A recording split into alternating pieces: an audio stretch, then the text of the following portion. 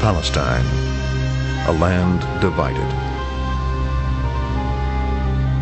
A holy place, a battleground, a homeland claimed by both Arabs and Jews.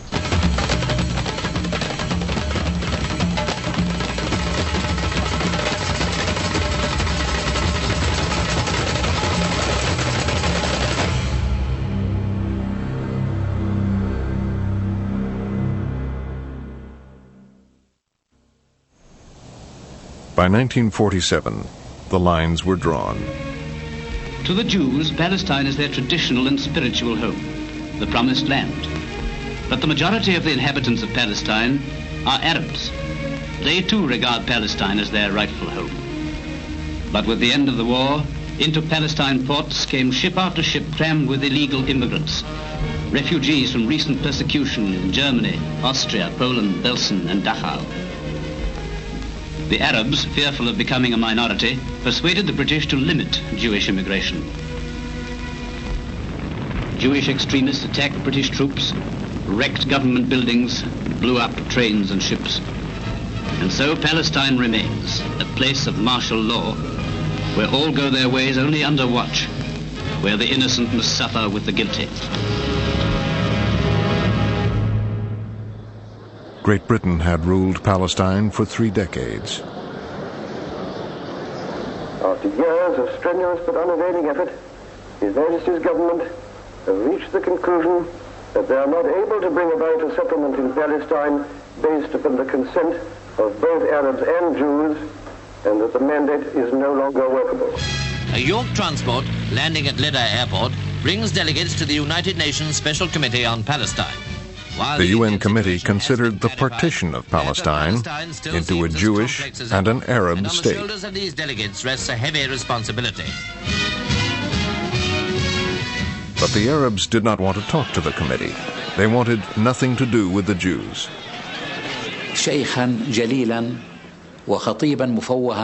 Sabri ad-Din was an honorable sheikh and an eloquent speaker. And he said, if the Jews want to take Palestine from us, we swear that we will throw them into the sea. And he pointed to the Mediterranean, which was a few hundred meters from the place where we had gathered.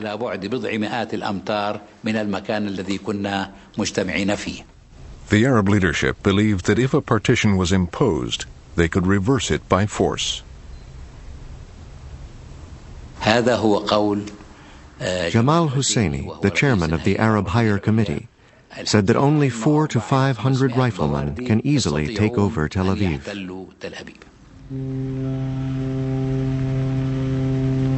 While the committee was still in Palestine, a ship called Exodus arrived in Haifa, loaded with Jewish Holocaust survivors. Good war service. But now she had on board some 5,000 Jews who'd hoped to enter Palestine illegally. When she was boarded at sea by the Navy, a fierce battle was fought on her decks, resulting in many casualties on both sides. The UN committee saw firsthand the immigrants' despair when they were forced to return to Europe.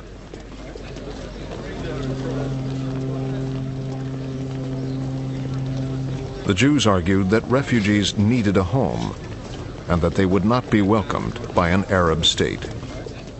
The UN committee agreed. They recommended that Palestine be partitioned when the British pulled out. We felt that what had happened to the Palestinians was unjust, and that the division of Palestine was not fair. The Arabs were outraged. We had a man called Mustafa Mu'min who managed to penetrate literally into the circle of the Security Council to read a letter written in the blood of several thousand Egyptian Muslim brothers denouncing Israel and the support of Israel and so on. You all know how to vote. Those who are in favor will say yes, those who are against will say no. The No one relied on the calculations made by the President of the Assembly. Each person held his own pencil and piece of paper and calculated whether or not there was 2/3 for the partition or not. The United Kingdom, abstain. The United States, yes. Uruguay, yes. Venezuela. And towards the end, during the last countries, USA, Venezuela, etc., we found there was 2/3. We jumped from our places with joy. We wept, we hugged, we kissed. The resolution of the DAC Committee for Palestine was adopted by 33 votes, 13 against, 10 abstentions. I was glad. I was very glad. Because for me, it was important that the UN, according to the Decree of Nations, was granting the Jews, I'd say the Zionists, an independent country on the land of Israel. And I thought in my heart, history is turning a huge page.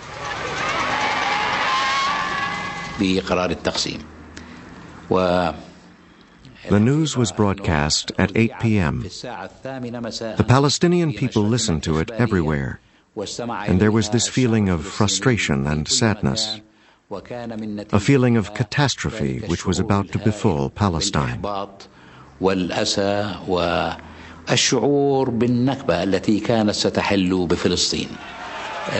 Riots and demonstrations started everywhere.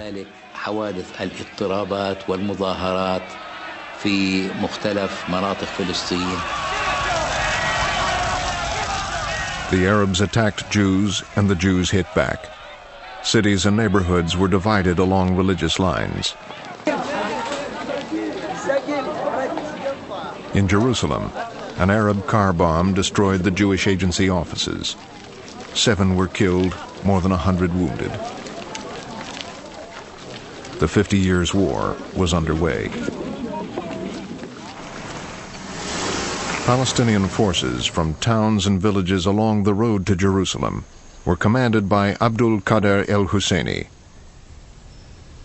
They blocked supplies going from Jewish-held Tel Aviv to a besieged Jerusalem.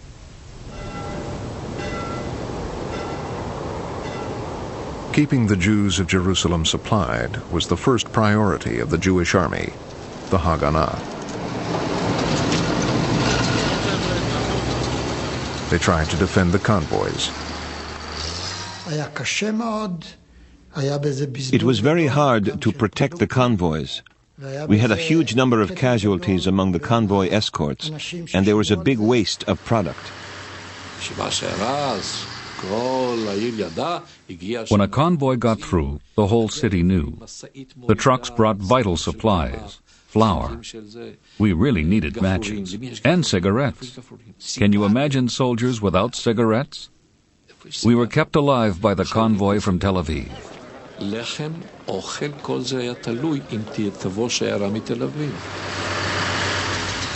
We started with military operations to make sure that the road between Tel Aviv and Jerusalem will not be endangered by the big villages or towns that were along the road, wherefrom came all the attackers on the convoys.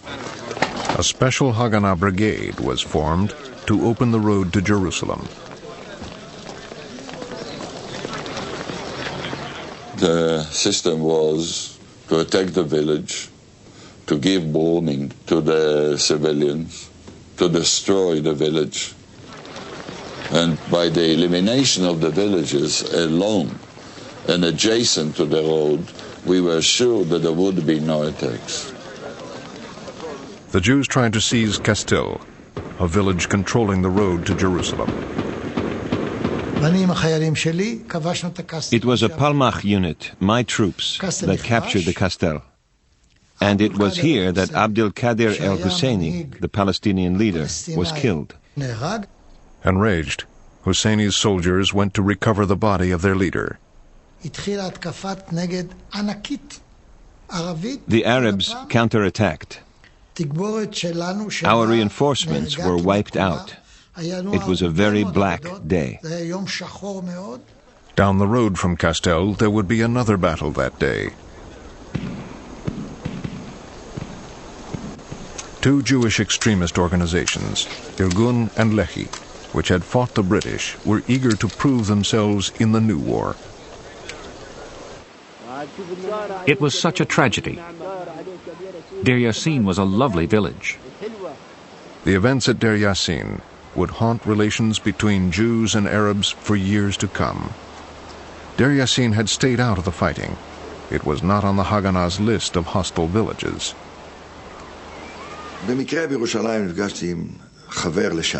I ran into a man who had left us for the terrorists. He told me that the Irgun and Lehi had got permission from our commander to attack the village of Deir Yassin. He was very proud. The Irgun and Lehi forces were ordered to take Deir Yassin. I ran to my commander and asked, "Why did you allow it?" He said, "I suggested two other targets. They turned them down." He said, "I can't shoot them, can I?" So I decided to spy on them.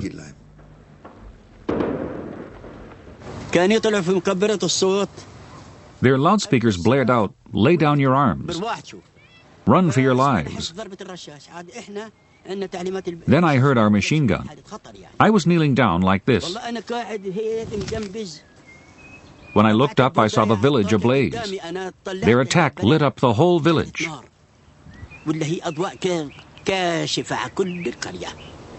The village was not the soft target the Jews had expected. From the windows of their houses, Arabs were shooting at our soldiers. And from a force of 132, we had 42 wounded and 6 dead. The commander ordered a house-to-house attack. So I gave the order, before entering a house, throw a couple of grenades inside. They threw a grenade into one house. 28 were killed.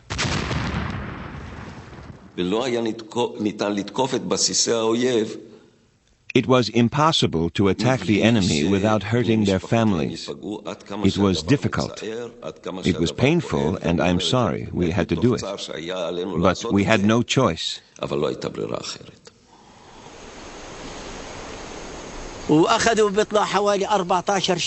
After the battle, they took 14 prisoners. They lined them up by the quarry and mowed them down. They threw their bodies in the quarry. That's what happened.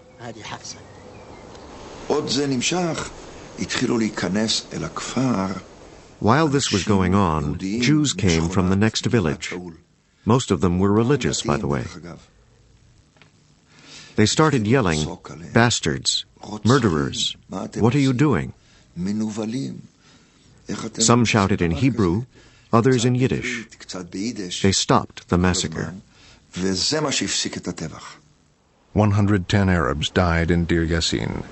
Some died fighting, others were murdered. The survivors were taken to Jerusalem.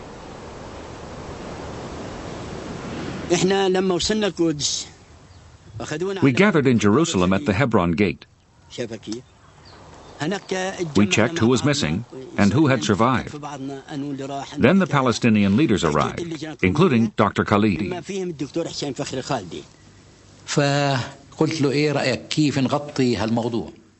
I asked Dr. Khalidi how we should cover the story. He said, "We must make the most of this." So he wrote a press release stating that at Deir Yassin, children were murdered, pregnant women were raped, all sorts of atrocities.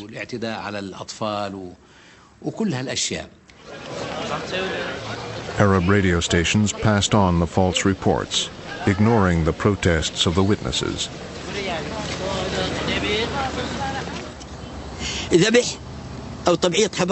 We said there was no rape. He said we have to say this so the Arab armies will come to liberate Palestine from the Jews.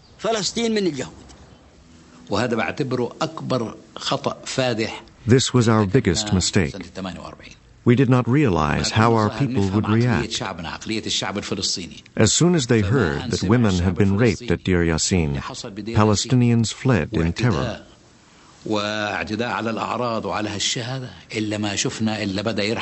They ran away from all our villages.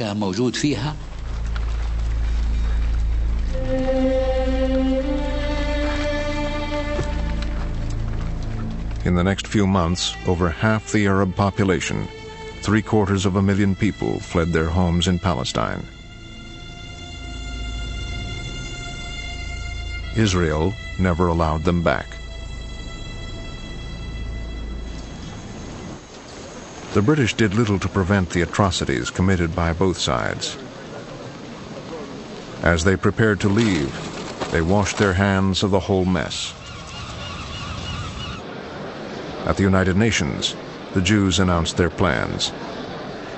Not later than May 16th next, a provisional Jewish government will commence to function in cooperation with the representatives of the United Nations then in Palestine.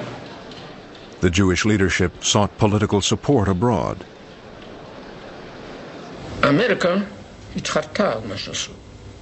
The U.S. State Department argued against it. Their first response was, no country, no state.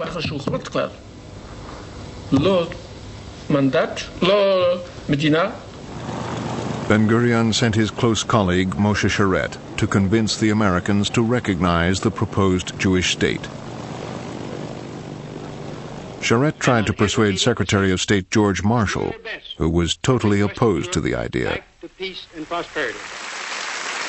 Sharett explained that we have no other way than to proceed.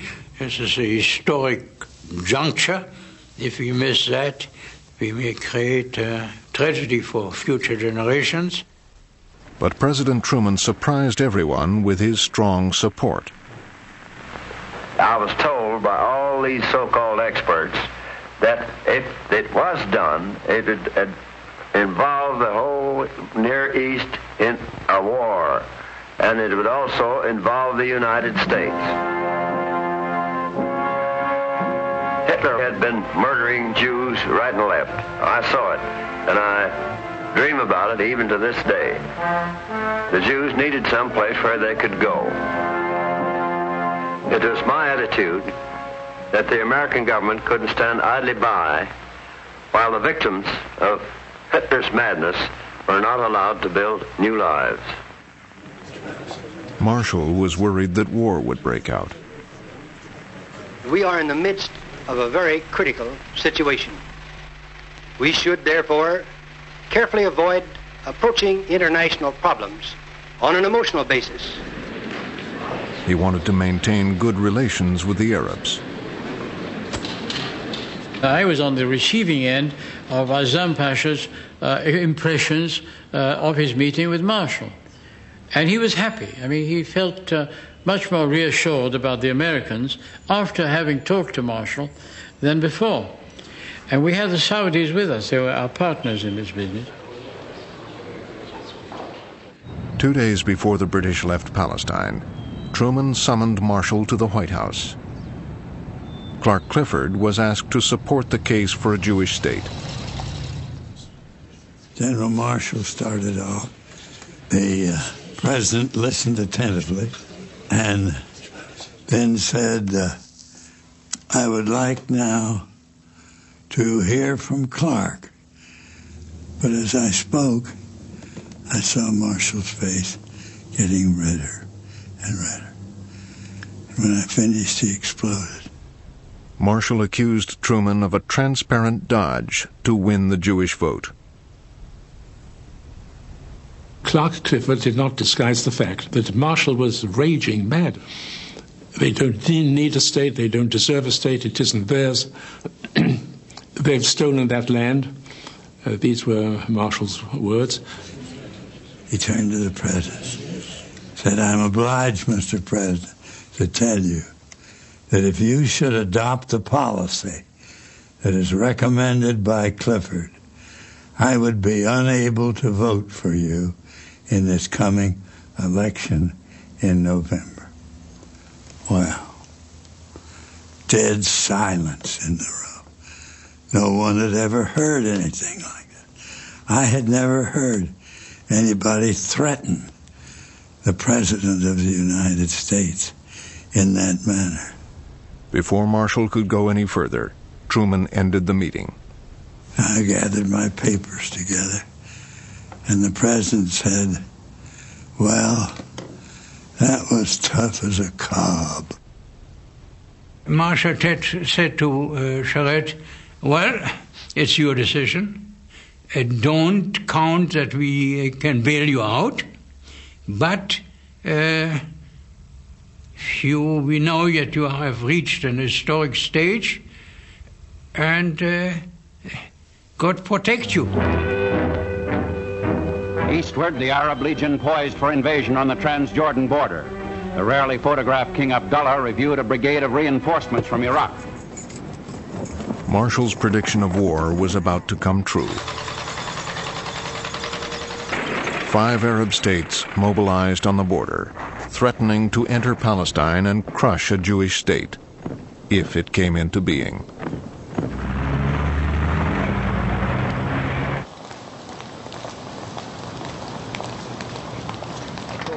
For the Jews of Palestine, this was a critical moment. Ben-Gurion was determined to go ahead with or without international support. I had to act fast. I didn't consult anyone. Today, the British mandate over the land of Israel ends. We declare a Jewish state in the ancient land of Israel. It will be called the State of Israel.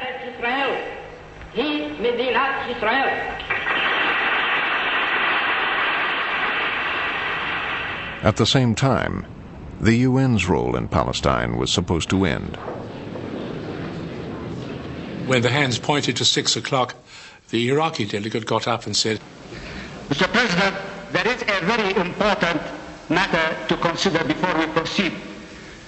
The time is 1 minute past 6. Indeed, I think it is 2 minutes. The United States delegate, when he came to this rostrum, declared that if by 6 o'clock we cannot arrive at any conclusion, the whole game is up, and I hold that to you, Mr. President, to give us your ruling. The time is past 6 now. That was about the only occasion when the Iraqi delegate and I have ever agreed on anything. He was full of exuberance because he thought the game is up and now the road is open for the Arab invasion. I felt that the game is up, and that meant that we were free to establish our state without being accused of impinging upon an international decision. Then the news from Israel arrived. This government has been informed that a Jewish state has been proclaimed in Palestine, and recognition has been requested by the provisional government thereof. The United States recognizes the provisional government as the de facto authority of the new state of Israel. Scarcely had the United States pronounced its words of recognition, and almost unnoticed by our own delegation, which was still celebrating our American victory, Andrew Gromyko rose and said that the Soviet Union, which, unlike the Western powers which had abandoned the Jewish people to its dark and fearful fate, the Soviet Union recognizes the State of Israel. And therefore I would say that the issue of Israel's recognition was solved almost miraculously within a few hours of our independence declaration. After 2,000 years of exile, the Jewish people had a state of their own.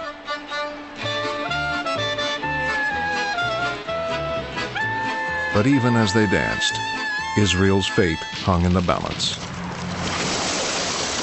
The day after Ben-Gurion declared the State of Israel, the armies of Egypt, Jordan, Iraq, Lebanon, and Syria invaded.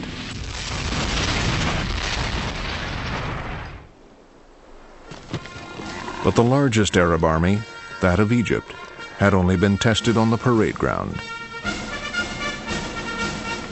At its head was the playboy King Farouk. The king hadn't had any experience of war. Nobody, in fact, had any experience of war, including the commander-in-chief of the Egyptian army, you see. At the time, a euphoria reigned in the Arab ranks. The boys were very pleased with the war. They thought it was a good idea. But they had no idea of the logistics and the problems they were going to face. Still, the Arab states, with a population of 40 million, looked certain to overwhelm Israel's 500,000 Jews. It seemed that Ben-Gurion's new state would last only a few days. We thought it was going to be a pushover, that the Jews were going to run away the moment they saw Arab regular army uniform moving onto them with bayonets and whatever. Egypt's army, attacking from the south, headed towards the main Jewish center, Tel Aviv. Jordan's Arab Legion took the West Bank and the old city of Jerusalem. The Syrians moved towards Nazareth, while the Lebanese attacked from the north. The Arab regular armies converged on Palestine, superior in numbers and equipment. Early in the war, they had a number of victories.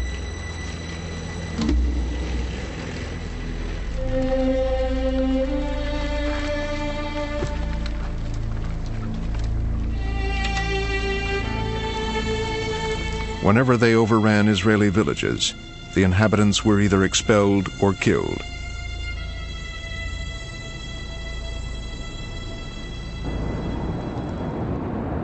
The Egyptian army was finally halted only 20 miles from Tel Aviv.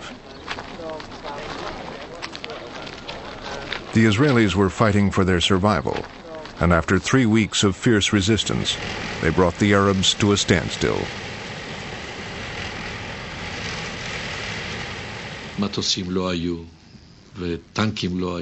We had no aircraft. We had no tanks. And we were going into war this way. We hardly even had guns. We would try to buy guns as much as we could, anywhere we could. In this situation, we were really saved by Czechoslovakia, that is Russia. America didn't give us arms.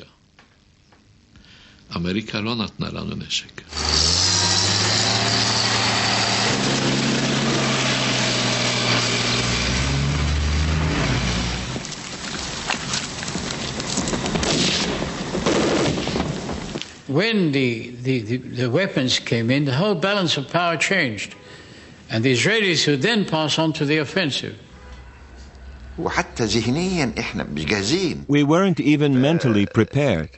We just weren't ready. So our officers were confused and panic-stricken. And so the Egyptian army was surrounded, and then the Jordanian army just kept neutral, didn't interfere in any way. Finally, our prime minister here in Egypt, Krashi Pasha, was murdered by the Muslim Brothers. And his successor said, there's no future in this war, let's make peace.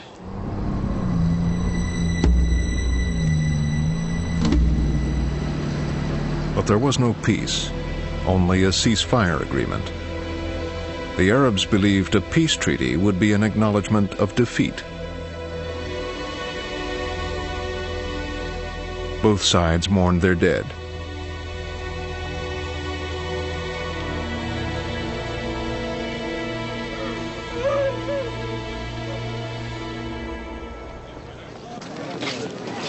Even before the ceasefire agreements were signed, Israel held its first democratic election.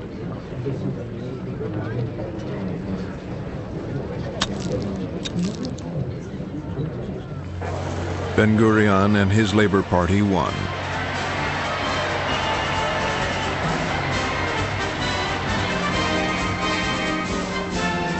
Israel celebrated the triumph of its armed forces. But the Arabs refused to recognize Israel's right to exist. For the Arabs, the legacy of the 48 War was the displacement of the Palestinian people. The Palestinians now faced political extinction.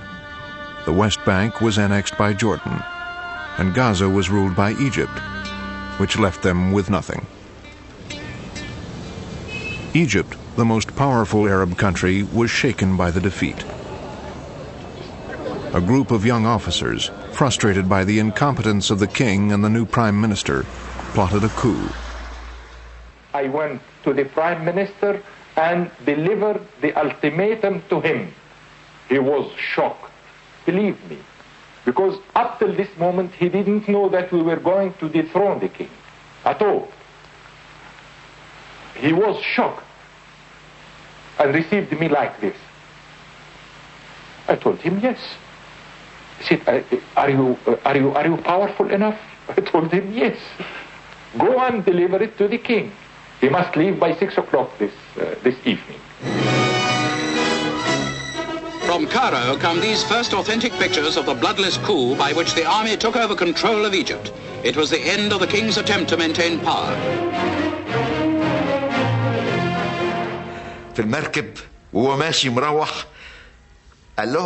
As we took the king to the ship, he said, "You ate me for lunch before I could eat you for dinner." Egypt's new leader, Gamal Abdel Nasser, pledged radical reform. There were 6 principles: to put an end to colonialism, to put an end to feudalism, put an end to corrupted of exploitation by capitalism. I read that Nasser was going to Yugoslavia. I thought President Tito could help make peace. I knew a friend of Tito's. I asked him to go to Yugoslavia. I said, "Get Tito to ask Nasser if he will make peace."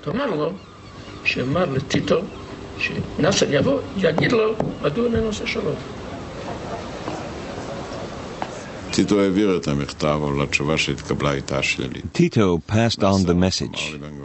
Nasser said that if he was seen talking to Israel, he would be overthrown, even killed.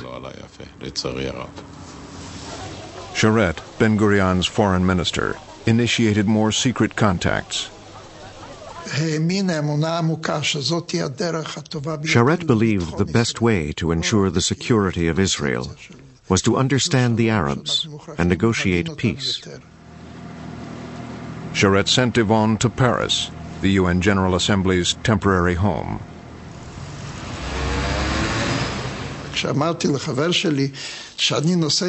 I told a friend I was ordered to Paris to meet Arabs, and he said, "Zima, I know you like Cervantes, but I never saw you as Don Quixote. Will you go to the Place de la Concorde and shout, 'Any Arabs here?'"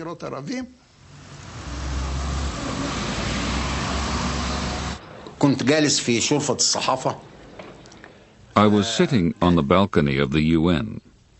A young man came in and sat next to me. We began to talk. I said to him, "My dear sir, I am a Jew." I looked in his face. I saw no sign of embarrassment. So I asked him, "Who do you represent?" When I pressed him, he said, "Sharet."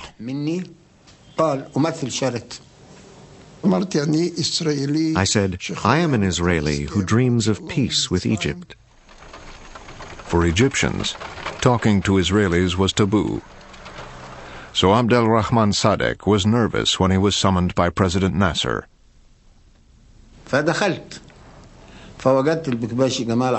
I went in and I found Gamal Abdel Nasser standing in the middle of the room.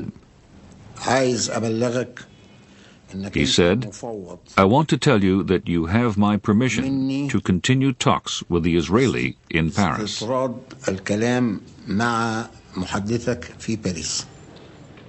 The diplomat's reports were to be for Nasser's ears only.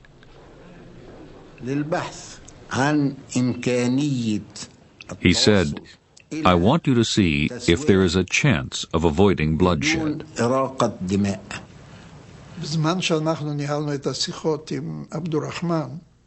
While we conducted the talks with Abdel Rahman, there was, once in a while, a radical escalation of Egyptian statements about Israel. An Egyptian leader even said that Israel was the cancer in the midst of the Arab world, and we asked them to refrain from such inflammatory language. Nasser's envoy returned to Paris with promises to tone down the anti-Israeli propaganda on Cairo radio and to restrain the guerrilla raids against Israel. But Nasser would not terminate the war, nor would he establish diplomatic relations or allow Israeli ships through the Suez Canal and the Straits of Tiran. Sharet was disappointed. Sharet's message said that we were sorry, of course, that the Egyptian government would not change its official policy, which was a clear anti-Israeli policy. Sharet's repeated offers to start peace negotiations were turned down. I had realized that the Israelis continuously say that they want peace. I realized also that the Arabs refused to talk. Israel desperately needed peace. Jewish refugees from Europe and Arab countries were streaming in.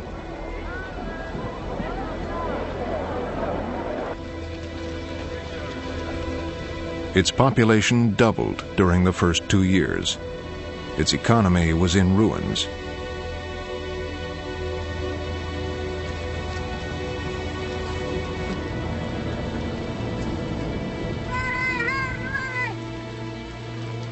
New immigrants were often settled along Israel's frontiers. They lived in fear of frequent Arab raids.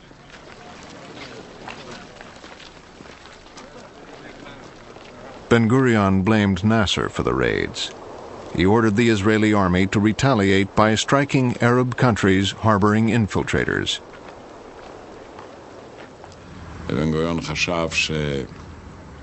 Ben-Gurion knew Arab villagers supported these terrorists. We had to show them that helping terrorists was dangerous, to protect our settlements. I was called to see Moshe Dayan. A mother had been killed, murdered on a settlement. The murderers left tracks which led to a village across the border in Jordan.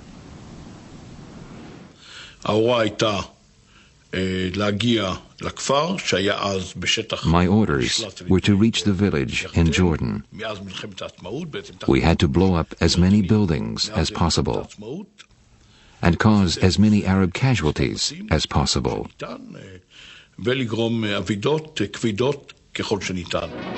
tiny village of Kibya on the Israel-Jordan border is in ruins as dazed survivors relate how troops struck across the frontier at night.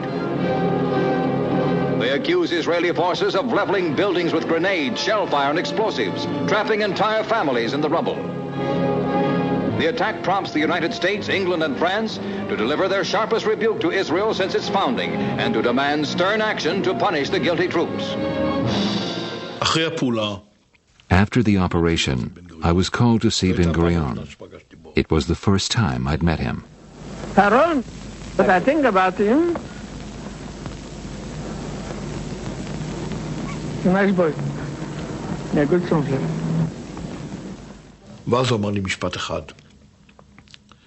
He said one thing to me. He said, "It doesn't matter what the world says. It doesn't matter what they say about Israel anywhere else. The only thing that matters is that we can exist here. Unless it's clear that there is a price to pay for Jewish lives, we will not be able to survive. And that's what counts." Ben-Gurion was such a believer in the importance of agricultural settlements that he abandoned the prime ministership and joined a kibbutz in the desert. He was succeeded by Moshe Sharet. who hoped he could advance Israeli security through diplomacy. But his Minister of Defense, Pinchas Lavon, believed in military solutions. In July 1954, the British announced they were quitting their huge military base on the Suez Canal.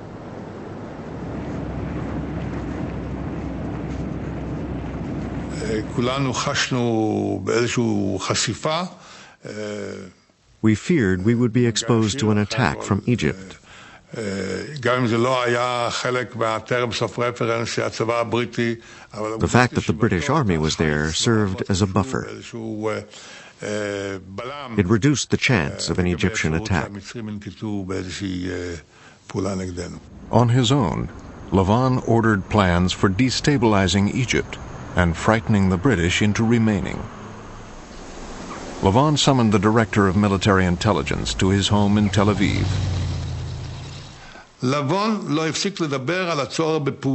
Lavon would not stop talking about the need for action.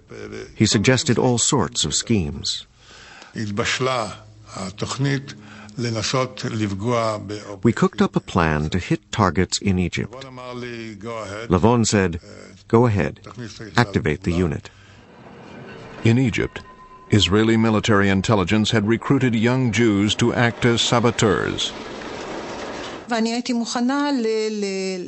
I was ready to do anything to help Israel. I was idealistic. I was naive. A code word broadcast during Israeli radio's Housewives' Choice was the signal to act.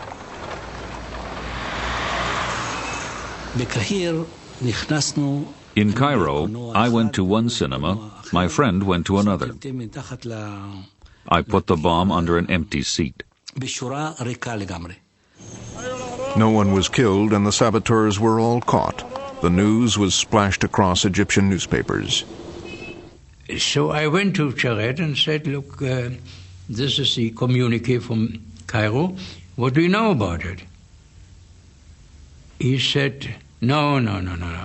This is not authentic. It can't be, because how can such a thing happen? The Prime Minister, doesn't know about it. After he learned of Lavon's role, Sharet's first priority was to save the lives of the young Jews. Moshe Sharet called on me. He said, "The cabinet is worried about the prisoners in Egypt. We must prevent death sentences." In a bid for mercy, Sharet sent Devon to Paris to reveal the truth to Nasser's envoy. Devon told me the plot was hatched in the Ministry of Defense. Sharet had no idea about it. Nasser's response was not what Sharet had hoped for. In Cairo, 2 of the saboteurs were executed. The others went to prison, Marcel Nino and Robert Dassa for 15 years. Sharet, in his office that night, confided to his diary that he was living through a nightmare. "If I do not remove Lavon, I am supporting something rotten that will destroy the Defense Ministry and Army Command. If I do act, it will destroy the party and cause a scandal. What should I do?" Lavon was dismissed from his post as Defense Minister. But the damage was done. Egypt also was playing with fire. In Gaza, it recruited and trained Palestinians for military action.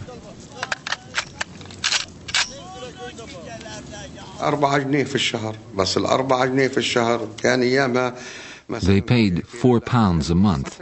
In those days, it was a lot of money, so it was good. They were sent to Israel to gather intelligence and commit sabotage.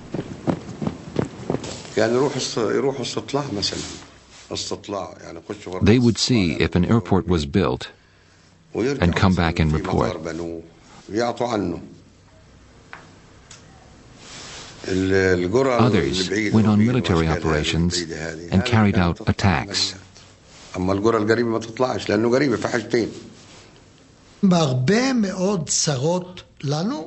These infiltrators, the Fedayeen, were a tremendous security problem, not only for the settlers on the borders, but also in the center of the country. They were attacking places 5 kilometers from Tel Aviv.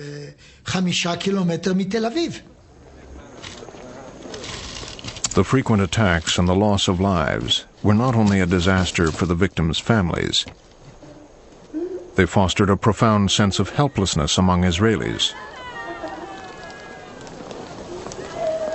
The government seemed unable to protect its own people.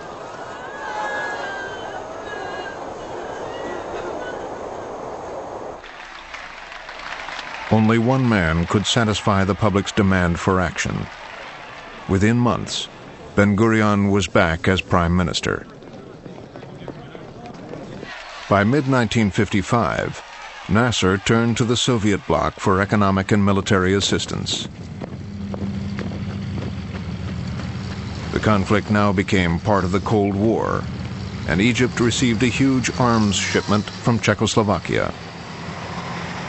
New tanks, artillery, bombers, and jet fighters threatened to render the Israeli army and its propeller air force obsolete.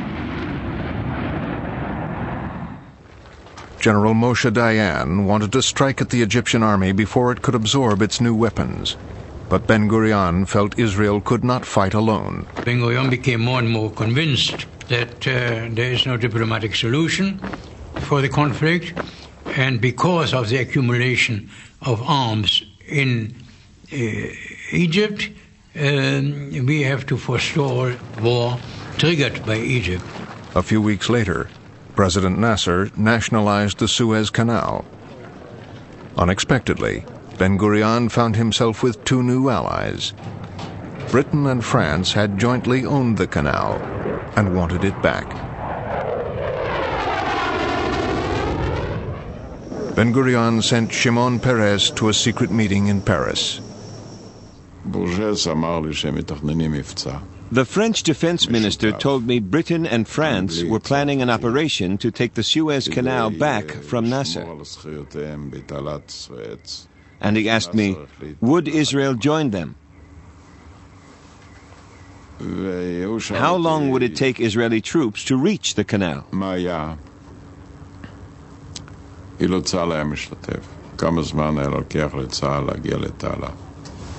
Ben-Gurion waited anxiously for the return of his emissary.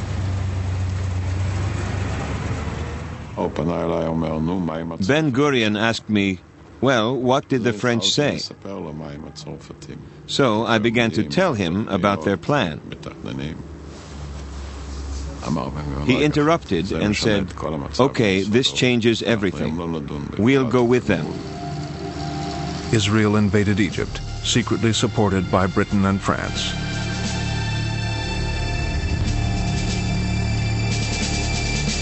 Within a week, Israeli troops had captured the Sinai Desert.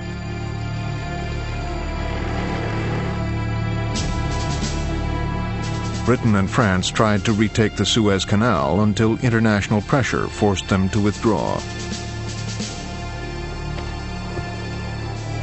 But for Israel, the war was a triumph.